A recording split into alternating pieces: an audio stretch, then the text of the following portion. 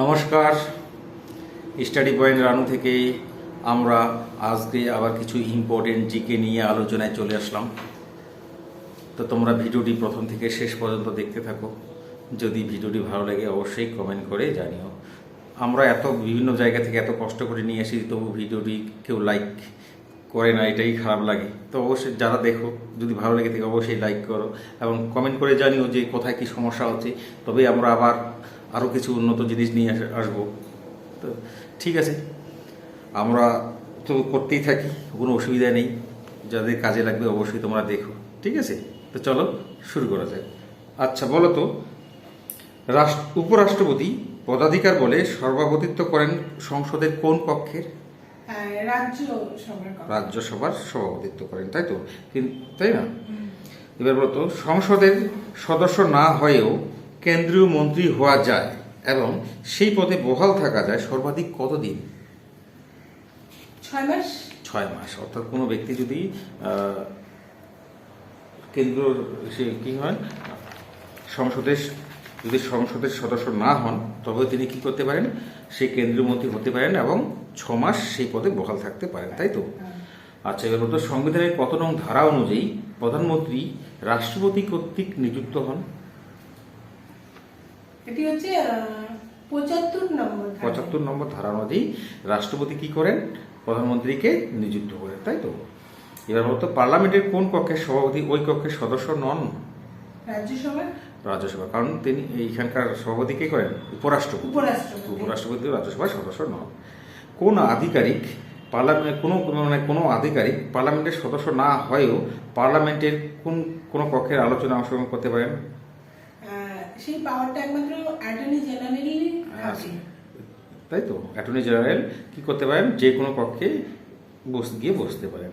আচ্ছা এবার বলো তো, লোকসভার একটি রাজনৈতিক দলকে বিরোধী দলের মর্যাদা পেতে হলে ন্যূনতম কত আসন পেতে হবে? 10%। মোট আসন সংখ্যা 10%, ঠিক আছে? আচ্ছা এবার বলো তো, ভারতীয় সংবিধানের কত নং ধারা অনুসারে সংসদের উভয় কক্ষে কেন্দ্রীয় বাজেট পেশ হয়?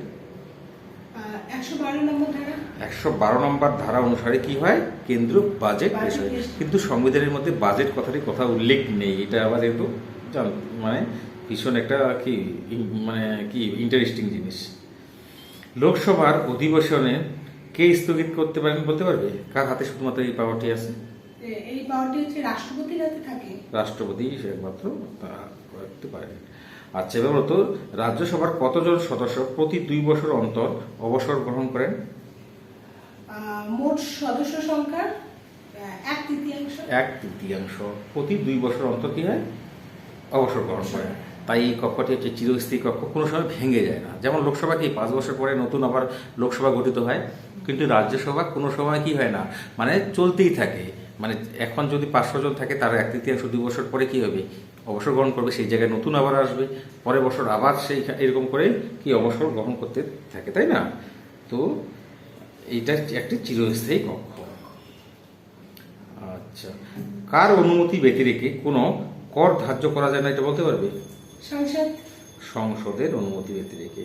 আচ্ছা এবার বলো তো, কে প্রথম ভারতীয় লোকসভার বিরোধী দলনেতার মর্যাদা লাভ করেছিলেন?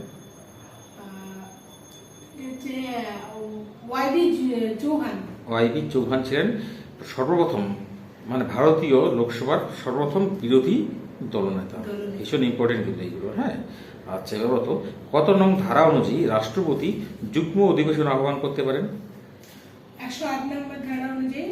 108 নং ধারা অনুযায়ী। এখনো পর্যন্ত কতবার যুগ্ম অধিবেশন ডাকা হয়েছিল বলতে পারবে?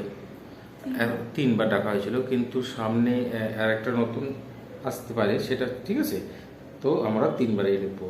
এবার বলো তো, 1986 সালে রাষ্ট্রপতি জ্ঞানী জৈল সিং তিনি কি করেছিলেন? পকেট ভিটো প্রয়োগ করেছিলেন, তাই তো? তিনি কোন বিষয়ে এই পকেট ভিটো প্রয়োগ করেছিলেন বলতে পারবে?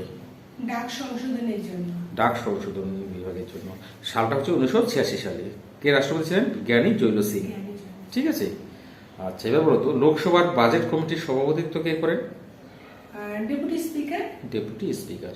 আচ্ছা এবার বলো তো, রাজ্যসভার প্রথম বিরোধী দলনেতা কে ছিলেন? রাজ্যসভা ছিল হচ্ছে কমলাপতি ত্রিপাঠী। লোকসভার হচ্ছে ওয়াইবি চৌহান আর রাজ্যসভার হচ্ছে কমলাপতি ত্রিপাঠী, দুটো নামই কিন্তু আমাদের মনে রাখতে হবে। তো চলো আজকে এই পর্যন্তই, ধন্যবাদ।